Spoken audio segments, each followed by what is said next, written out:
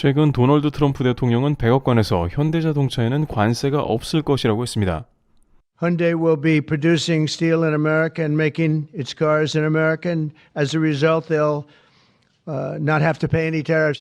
그런데 그 말을 한 다음 날 곧바로 도널드 트럼프는 서슬퍼런 자동차 관세 부과 정책을 발표했습니다. 오늘 연설에서는 트럼프 대통령이 얼마나 관세 정책에 대해 강력한 일을 실행할 것인지 보이며 현대자동차가 애초에 미국 진출을 트럼프를 염두에 수년 전부터 치밀하게 계획한 것을 볼 수 있었습니다. 현대는 미국 시장을 어차피 진출해야 한다면 이런 식으로 미국을 공략하자고 마음먹은 것이죠. 미국의 토요타나 혼다는 과거 아베 총리가 공장을 짓겠다고 트럼프에 약속했으나 이행하지 않았고 이제서야 공장을 검토하는 등 허겁지겁 트럼프 발표에 난리가 난 상황입니다. 이 일 잘하는 한국의 현대차가 미리 치밀하게 준비한 트럼프 정책 풀 버전으로 보시겠습니다. Thank you very much. It's an honor to be with you today. We just celebrated Women's Day at the White House. It was fantastic, attended by a lot of great women. All women are great. So this is the beginning of Liberation Day in America.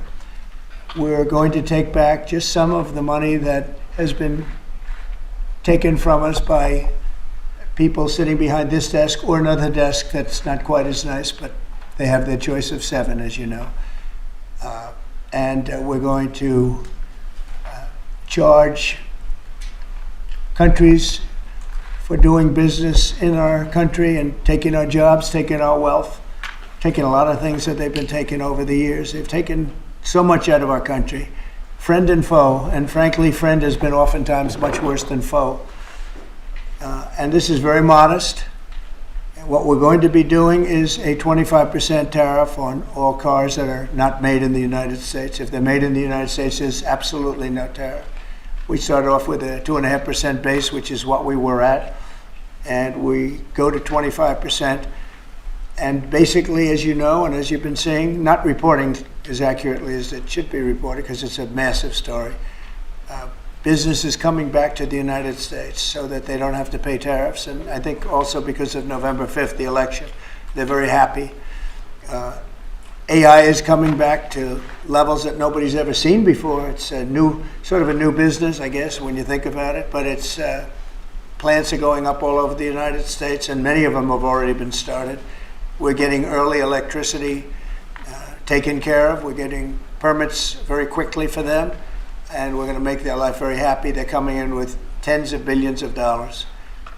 Individual plants will cost 10, 15, even $20 billion. We're going to let them build electricity generating plants along with their plant.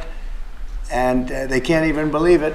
And we're going to get them very quick permits, as I've done always. I did that in Louisiana with 2 LNG plants. I got them one permit in 1 day after waiting 14 years, and the other one in 1 week after waiting for 12 years. But this is very exciting to me. This is the automobile industry, and this will continue to spur growth like you haven't seen. Before I was elected, we were losing all of our plants. They were being built in Mexico and Canada and other places. Now those plants largely have stopped, and they're moving them to our country. In Indiana, the great state of Indiana, I love Indiana.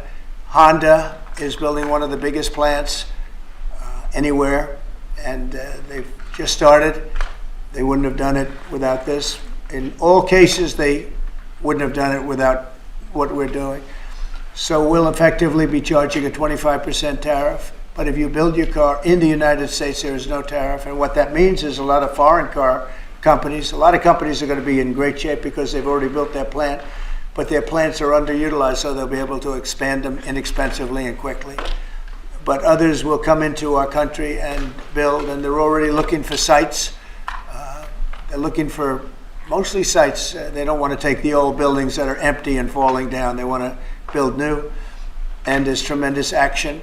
There is likewise for other companies and countries, like the chip making process. Your chip bill was a disaster done by Biden. All he does is give tremendous amounts of billions of dollars to chip companies that will do nothing with the money. They're not going to use the money here. They're going to just keep it. They have plenty of money.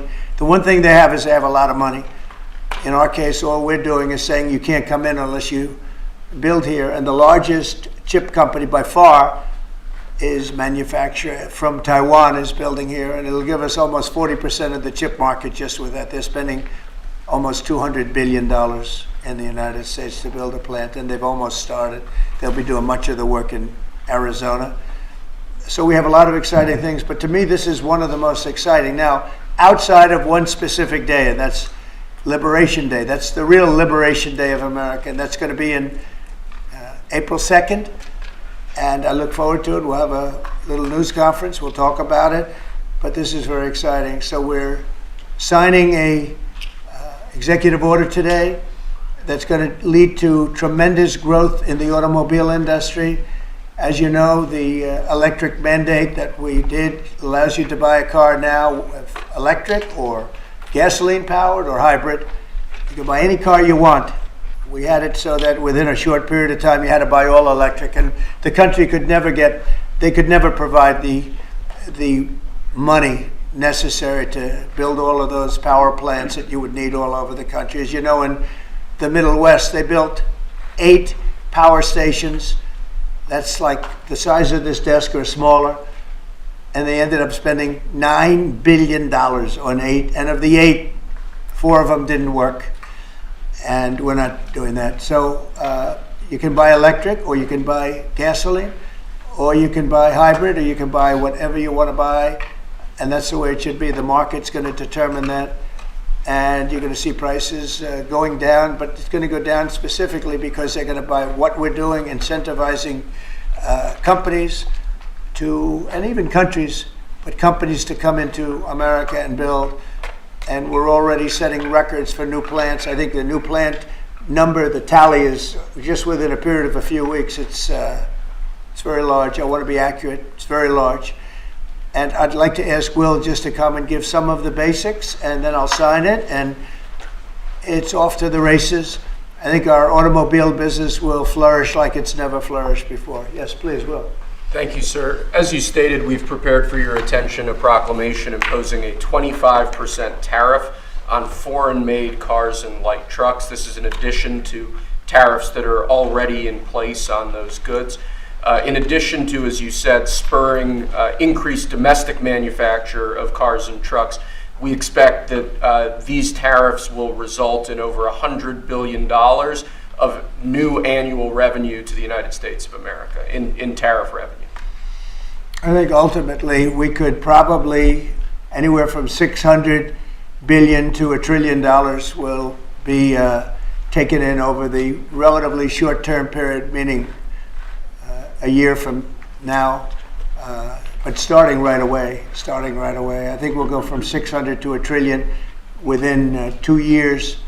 And I think we'll be right from the beginning, we're going to be at a very high number, right from the beginning.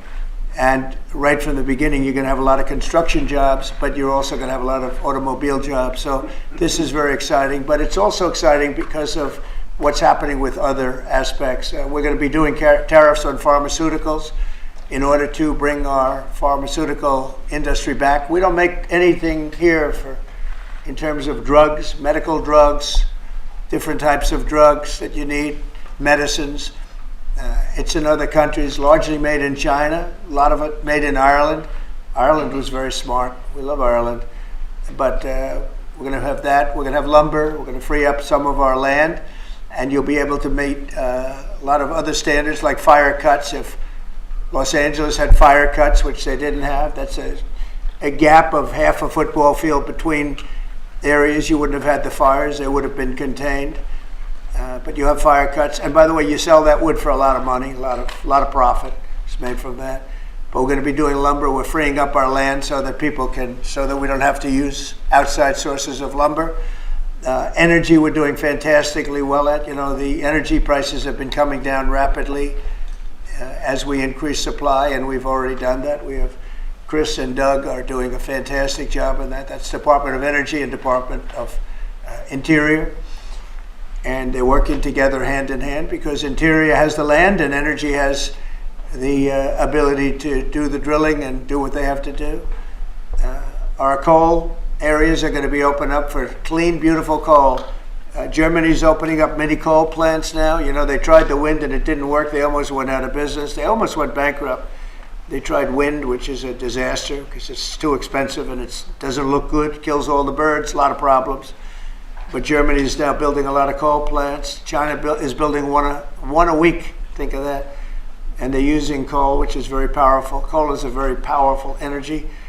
And we're opening up our coal mines again, and we're going to do, I call it beautiful, clean coal. The technology is so good now that coal can give you tremendous power at the same time. It can be very clean. But we're also obviously doing oil and gas and various other things. You can do pretty much whatever you want. We don't like the wind because we think it ruins the landscapes, the plains, ruins them. And it's got a lot of problems. It's also by far the most expensive energy. It looks horrible in the oceans. It's dangerous in the oceans in terms of navigation. And if you look at what's happening with whales, in one area, they lost 2 whales, like in 20 years, washed ashore. And this year they had 17 wash ashore. So there's something happened out there. There's something driving the whales a little bit loco, but they lost 2 in 20 years. And now they lost 17 in a short period of time. So it's something wrong out there. So this is very exciting. This is going to lead to the construction of a lot of plants, and in this case, auto plants. And you're going to see numbers like you haven't seen, both in terms of employment. It takes a little while. You're going to have great construction numbers initially, and then ultimately you're going to have a lot of people making a lot of cars. And one other thing, we have the Speaker of the House with us, who's doing a fantastic job. And where's Mike? And we're trying to get approved. Mike, thank you very much for being here. We're trying to get approved, if we can. If you borrow money to buy a car, you're allowed to deduct interest payments for purposes of income tax, but only if the car is made in America. So if the car is made in America, you get a loan, you can deduct the interest. That's a big saving. A lot of people in that part of the world, in terms of buying cars, a lot of them don't think in terms of deductions. People that think in terms of deductions are very wealthy people, but people are going to start understanding what a good deduction is all about. So when you get a loan to buy a car, and I think it's going to pay for itself. I don't think there's any cost. I think you're going to have so many cars built, but you're only going to get that deduction of interest if the car is made in the United States of America. So I'm going to sign this, and Mike, I hope you can get that, because I think it's going to be amazing in terms of the number of cars that are going to be made because of it. And I want to thank Howard Lutnick, our fabulous commerce chairman. That's what he is. He's a chairman. He's a very successful guy, a great guy. And we have a big day, Howard, coming up next week. Liberation Day. That's Liberation Day. That's going to be on the 2nd, and that's going to be reciprocal. And I think people will be impressed. We're going to be very fair. We're going to be very nice, actually. We have not been treated nicely by other countries, but we're going to be nice. So I think people will be pleasantly surprised, but it's going to make our country very rich, because we're the piggy bank that everybody steals from, and they've been doing it for many years, for decades, so we're not going to let it happen. So, but we're going to treat people very nicely. We're going to treat other countries very, very nicely, and I think it's going to have a very positive effect on everybody, including those other countries. So I'll sign this, and we will see you again on April the 2nd. In terms of this, it's going to be another round, and it's about making America great again, making it strong and prosperous again. Thank you very much. So Mr. President, on tariffs, can I ask you about tariffs, Mr. President? On the car tariffs, how do you assure that a car coming into the country is fully built? Could an automaker in Germany say, leave the tires off a car? We're going to have very strong policing, and it's pretty easy to do. If parts are made in America and a car isn't, those parts are not going to be taxed or tariffed. And we'll have very strong policing as far as that's concerned. For the most part, I think it's going to lead cars to be made in one location. Right now, a car would be made here, sent to Canada, sent to Mexico, sent all over the place. It's ridiculous. So this is a very simple system. And the beauty of the 25, it's one number. It's not up or down depending on the cost of the car. It's one number. And that number is going to be used to reduce debt greatly in the United States and to build things, reduce taxes. I mean, basically, I view it as reducing taxes and also reducing debt. And within a fairly short period of time, I think we're going to have a balance sheet that's going to be outstanding. Yeah. How do you assure Americans then that this will not cause a long-term increase in prices? Well, look, I think we're going to have a market the likes of which nobody's ever seen before, not in this country. You know, we had the best market ever in my first term. It was the strongest market ever, the best economy ever. And I think I think this blows it away. But this is something that people have wanted to do, presidents have wanted to do for a long time. A lot of them didn't understand it. It wasn't a priority for them. But foreign countries understood it very well. And they've really ripped us off at levels that nobody's seen before. But that's not going to happen. Mr. President, is this for today or on April 2nd, the auto tariffs? Say it? Are these auto tariffs going to affect today or on April 2nd? They go into effect on April 2nd. We're signing today. It goes into effect April 2nd. We start collecting on April 3rd. Mr. President, do you have any more sectoral tariffs that are coming in on April 2nd? What does that Any mean? more tariffs on any other sectors on April 2nd, for example, chips or pharmaceuticals? Not then, but we will be putting a tariff on lumber. We, as you know, have a tariff already on steel and on aluminum of 25%, and we're taking in tremendous amounts of dollars. More importantly, our steel factories and aluminum factories are roaring. They're starting to roar. They're building new ones. I just heard from Nucor, which is a big company, a very big steel company, and they're building a massive plant for steel that they wouldn't build without this. So you're going to see things that are going to be actually amazing. And I think you already have. You know, we've had some news conferences where I can't have enough. They want to do news conferences where they announce they're going to spend 20, 30, 40 billion dollars.